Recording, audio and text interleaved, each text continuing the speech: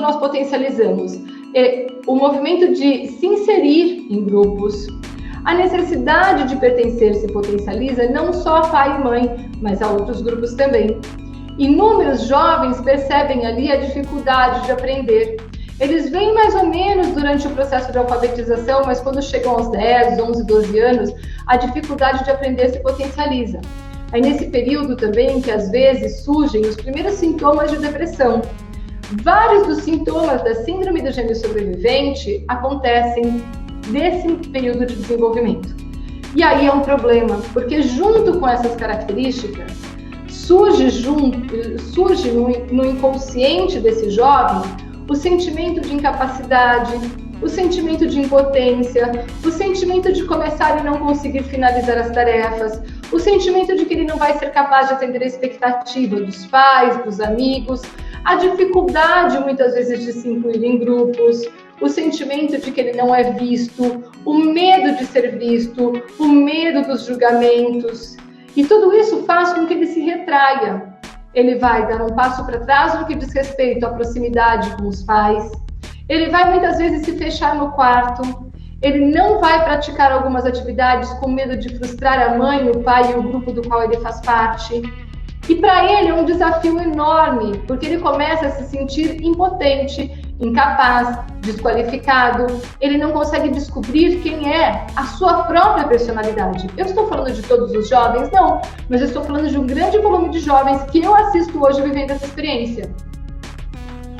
Ele começa então a resistir a crescer, começa a querer cada vez mais se tornar dependente ou se isola, se fecha, não consegue conviver socialmente, passa o dia inteiro no quarto jogando videogame.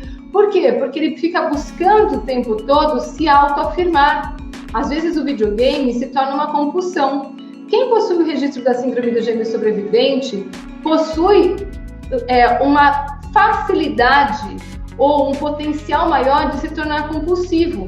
É quando ele passa a se relacionar com a comida de forma disfuncional. É quando ele começa a compreender que o que ele sentia lá na infância, às vezes não era fome, era um vazio de alma que causava uma insegurança ou uma ansiedade que ele não entendia e chamava de fome. Na adolescência, ele começa a perceber que ele pode suprir aqui, mas aqui continua existindo.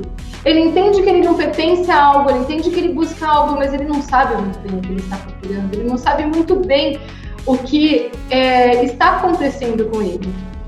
E aí vem os julgamentos dos pais. Não leva nada a sério, preguiçoso. Nesse período, aquele que tem o registro da síndrome do gêmeo sobrevivente tem a potencialização do sono. E é um sono terrível, é um sono incapacitante. É um sono que faz com que ele adormeça, ele não consegue muitas vezes ficar acordado.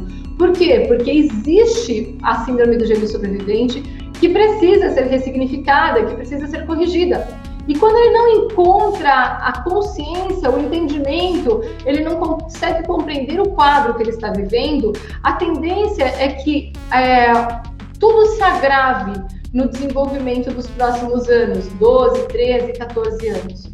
Se o pai julga, se a mãe julga, se a mãe se coloca com superioridade, olhando para fora e dizendo: o que acontece com você? Nunca vi, não faz nada, não serve para nada.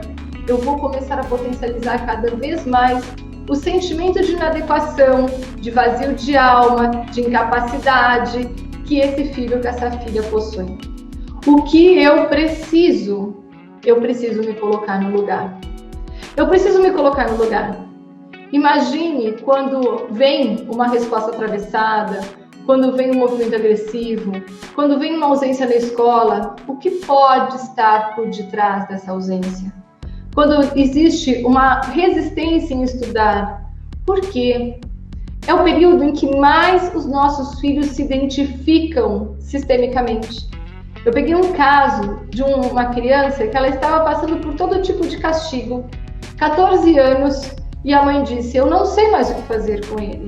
Eu já tirei o celular, eu já proibi ele de sair, e ele não estuda, eu não sei o que acontece. Fomos para uma constelação, olhamos na constelação.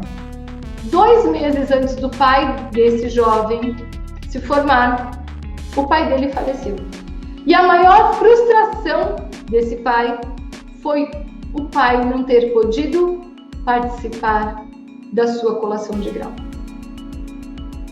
Quando isso foi visto, esse jovem, ele entrou numa compulsão de choro sem fim. E ele dizia: graças a Deus, agora eu entendo, porque parece que é impossível. Eu pego o meu caderno, eu pego o meu livro, eu sento, dá um branco na minha cabeça, eu tenho fome, eu tenho sono, eu tenho mal-estar. E ele relatou que com frequência ele tinha náuseas quando ele chegava para as provas, aí achavam que era ansiedade, e não era.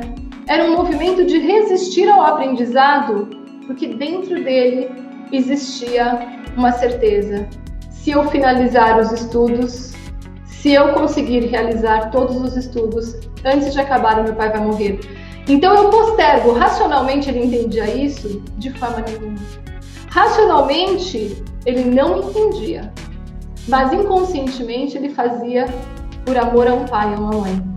E ele vivia um conflito sem fim, porque ele realmente não conseguia. E quando nós vivemos uma desordem sistêmica, é desesperador, porque nós estamos entrelaçados num movimento disfuncional, nós tentamos fazer diferente, mas não existe força para fazer diferente. Não existe força.